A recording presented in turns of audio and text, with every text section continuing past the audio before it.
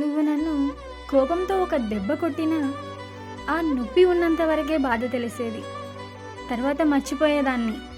కానీ నన్ను ప్రేమించి మంచిగా నటించి ఆ నమ్మకం మీదనే దెబ్బ కొట్టావు.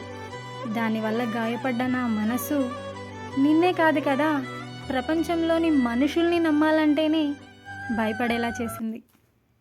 ఇలా నమ్మక ద్రోహం చేసిన వాళ్ళు మీ లైఫ్లో ఉన్నారా? ఉంటే కామెంట్ చేయండి. ఉన్నది ఉన్నట్లుగా సూటిగా మాట్లాడేవాడి మాటలు ఎలా ఉంటాయో చెప్పనా? హాస్పిటల్లో వేసే ఇంజెక్షన్ లాగా చాలా నొప్పిగా ఉంటుంది.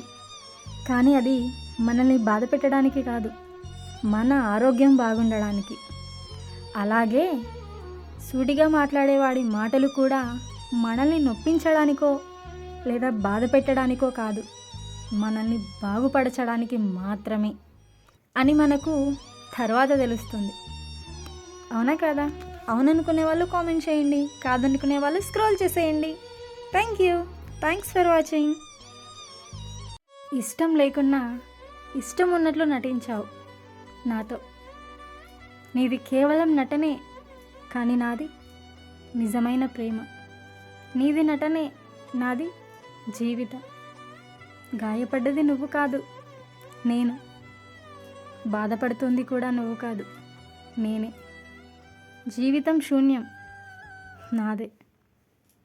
ఎటూ తోచని పరిస్థితి, ఏమీ చేయలేని దుస్థితి. కోపంతో ఒక దెబ్బ కొట్టినా కొన్నాళ్ళకు మర్చిపోతాము, కానీ మంచిగా నటించి నమ్మకం మీద కొడితే మాత్రం దానివల్ల బాధపడ్డ మనసు కొన్నాళ్లకు మనుషుల్ని నమ్మడమే మానేస్తుంది. అవునా కదా? అవుననుకునే వాళ్ళు కామెంట్ చేయండి, కాదు అనుకునే వాళ్ళు లైక్ చేయండి. మనసుకు బాధగా ఉంటే మనసులో ఉండే వాళ్ళకి చెప్పుకోవచ్చు అంటారు, కానీ ఆ మనసులో ఉండే వాళ్ళే బాధ పెడితే ఆ బాధని ఎవరికి చెప్పుకోవాలి చెప్పండి?